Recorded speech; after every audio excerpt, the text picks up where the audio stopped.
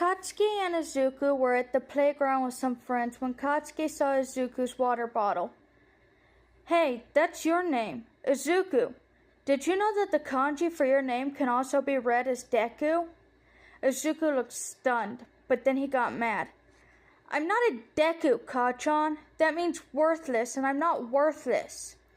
Katsuki realized that saying that was a mistake real quick and stumbled over himself to resolve the mistake. And you're not, but Deku sounds like Takeru, and you're totally Takeru.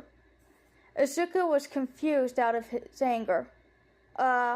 What's Takeru mean? Oh, it means I can do it, 'cause you can do anything. I'm gonna call you that from now on, Takeru, Katsuki happily supplied. Oh, okay, cool. Let's go back to playing heroes and villains. I'm gonna be a hero named Takeru, and I'm gonna be totally awesome. Izuku didn't like to talk much to the other students at their middle school, but Katsuki didn't mind. That just meant that he had his Takeru all to himself.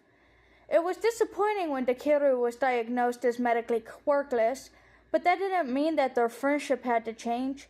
Even if he acted angry all the time, or if the teachers picked on him for no reason, or if his uncle Hisashi mysteriously disappeared overseas, right? Okay, maybe he got a little clingy after he caught that first kid picking on his Takeru after he was diagnosed as quirkless. And maybe, just maybe, Takeru got a lot meaner towards him after that. But they're still best friends, right? Either way, Katsuki thought the world of his friend. On the first day of their third year of middle school, their homeroom teacher made a speech about the class needing to get more serious about their futures. I would hand out these future career forms, but I assume that you all want to be heroes. The class burst into cheers and outbursts of quirks as the teacher tossed the papers into the air. The teacher settles down the class. Yes, you all have wonderful quirks, but you know it's against the rule to use them in school, so settle down. Bakugo, you'll be aiming for UA High School.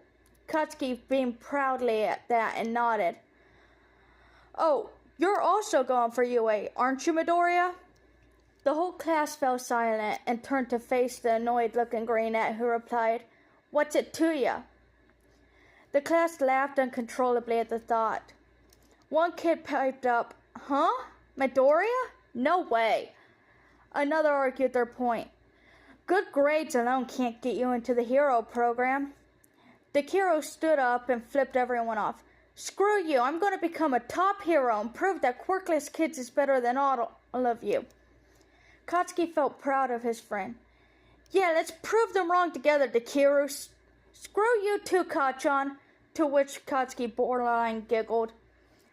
The teacher just looked bored, but when he saw that nothing more would come of the interaction, he continued that class. So to prepare you for your future schools and jobs. Later that day, after the last bell rang, Katsuki rushed over to Takeru. I'm so excited that we're going to go to UA together. I gotta get going. Mom wanted me to do some shopping for her, but call me later so we can do some analysis. Bye. His outing was mostly pleasant, actually, until someone popped out in front of him, scaring him into letting out a couple explosions from his hands. Katsuki didn't even have time to register who this creepy lady could be before he heard a voice burble from the alleyway that he was walking by. A body! With a good quirk! He turned to see a large creature made out of goop swallow him. Izuku was not having the best day at school. First, his homeroom teacher called him out for attempting to get into the best hero school while quirkless. Then after school, a boy with long fingers and a boy with a spike quirk threw his hero analysis notebook out the window and suicide baited him. Like, really? Jump out of the window? That's not even high enough to fall, idiots. At least they didn't try to beat him up again, Izuku thought as he went to retrieve his notebook from the koi pond on the school grounds. Izuku is going to show them all what a great hero he'll become, and no one will be able to look down on him anymore. Not when they fail where he'll succeed. Izuku gains his normal confidence smirk again, and by the time he passes under the bridge on his way home, only to hear a bubbling voice behind him. A medium-sized body to hide in. Izuku spun around only to be met by a monster made of gloopy sludge that lunged towards him. The sludge quickly enveloped him and tried to enter his mouth and nose while burbling, "Don't worry, I'm just hijacking your body. Calm down." As if Izuku could calm down while someone was trying to use his body as a skin suit. He just struggled violently while the sludge villain appeared unfazed, continuing his monologue. "I'm saved. You're a real hero. I never thought he'd show up in this town." That's an insult to everything Izuku had endured and strived for. He desperately tried to shove the sludge off of him, but no point in trying that. I'm fluid, you see. Oh, Kami, no. Izuku couldn't breathe. He started getting dizzy. Is this what all that suffering was for? An unannounced death after defying all attempts of beating him down? "Fear not, kid." Izuku could barely register that someone was speaking at all. "I am here." Smash! He felt the sludge get blown off of him, but he couldn't make himself breathe in, what with the high-powered wind taking that chance away. For a moment, right before he passed out, he thought he saw his favorite hero, All Might. Hey! Izuku felt his cheek getting smacked gently as he tried opening his eyes. Hey, thank goodness. Izuku finally registered the world around him, and the figure trying to wake him up. What? You're okay. Excellent. That's All Might. Apologies for getting you caught up in my villain hunt. Mistakes like that aren't my style, but this is a strange land to me. And besides, I'm off camera. But my success here is all thanks to you. I've contained the villain. All Might let out a long burp whilst holding out a soda bottle containing green sludge and dazed eyes. Izuku definitely did not absolutely fanboy and ask for an autograph, only to find out that the hero had already done so, and he did not thank him like a stuttering fool. Nope, definitely not. All Might started to walk away, saying, "Now I must bring that fellow to the authorities. You can catch me again on TV." Izuku felt his chance to talk to his hero slip away. "Wait, that's it? But until next time." The hero interrupted him. "Thanks for your support," he cried back as he launched himself into the sky. Izuku couldn't let this only chance to talk to his hero slip out of his grasp, so he grabbed a hold of his opportunity. Literally. He grabbed onto All Might's pant legs and held on for dear life as they soared through the air. They landed on a roof, and Izuku took the opportunity to ask the question that everyone else had said no to. Kachan doesn't count, he's naive. Can I become a hero without a quirk? Only for the hero, turned sickly man, to info dump on him about an awful injury that steadily is forcing the hero into retirement before telling him no. Even with a quirk, hero work is extremely dangerous. Then All Might just left him there, on the rooftop, alone. What if he was suicidal? You don't just leave a young teenager alone on a rooftop after crushing his dreams. He didn't stay on that roof very long, of course. Hearing his favorite hero tell him that he wasn't good enough, just like everyone else did, filled him with both despair and anger. Despair because maybe, just maybe, he's right. A lot of heroes do die early. And anger because that has been his reaction every other time someone told him that he couldn't do some, and he always proved them wrong. But because of how he held All Might in such a high esteem, he couldn't hold on to his usual anger and walked off without direction until he heard an explosion. Katsuki decided that he hated the feeling of being suffocated and of being gawked at. The goop thing was trying to force itself into him and use him as a skin suit, which, ugh, gross. But Katsuki tried to free himself. He struggled and shoved at the goop, and when that didn't work, he used his quirk to explode the invader. Granted, that didn't work very well either, but it did give him moments to breathe and drew the attention of onlookers. Then the heroes came. and they did nothing.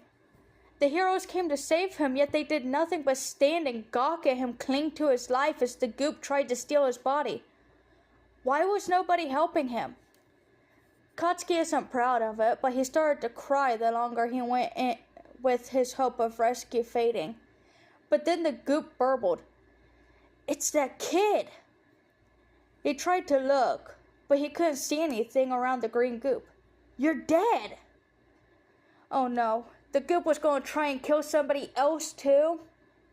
Instead of that happening, Katsuki saw a yellow backpack hit the goop and it lifted from his face for a moment. "Kachan!" He'd recognized that voice from anywhere, and he couldn't let him suffer the same fate he was, so he cried out, "No, run away! Protect yourself first! I can't just not save you. That's not what a hero would do." Suddenly, he felt a hand hold on to his and Takeru's together and yank them out of the goop, and a blast of air that was too strong for him to catch his breath again. He passed out. They weren't out for long. When they came to, Takeru was scolded for running in so recklessly. Why? He was the only one that even tried to save him. And Katsuki was praised for his bravery. Excuse you? All he did was get captured by a villain. So he ignored the heroes that failed him and hugged his best friend, his actual hero. "Why did you do that? I mean, thank you, but you could have gotten hurt," he frantically whispered. "What if you got caught in the sludge as well?" But Takeru just shook his head. "That weakling couldn't have done anything to me besides. My legs just kind of moved on their own." Katsuki smiled at that and he felt his phone vibrate. "Oh, Dad wants me home. I gotta run. Be safe, Takeru," he called back as he jogged off. Izuku was in shock. He had been suicide baited, he was almost killed, he had his dreams crushed, and he helped save his friend from meeting the same fate that he had escaped.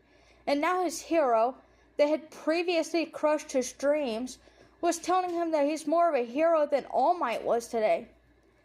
He'd passed over from shock to extreme calm. Maybe he'll process everything that's happened today later.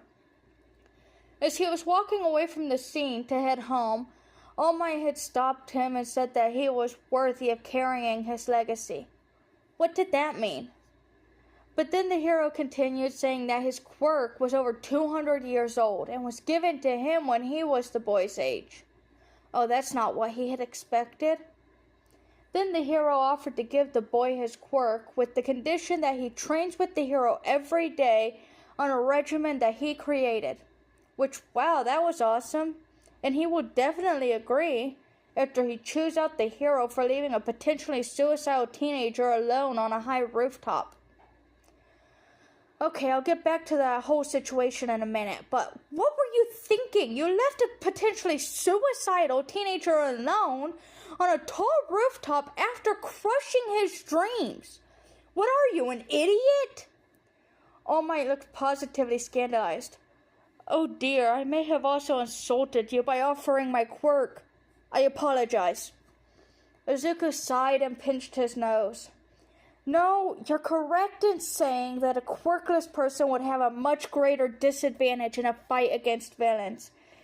And in this day and age, you gotta make all the advantages you can get.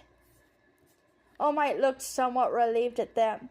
So I accept your challenge, and I'll prove that I can be an even greater hero than you are, he said, finishing with a wicked smirk. When do we start, Sensei?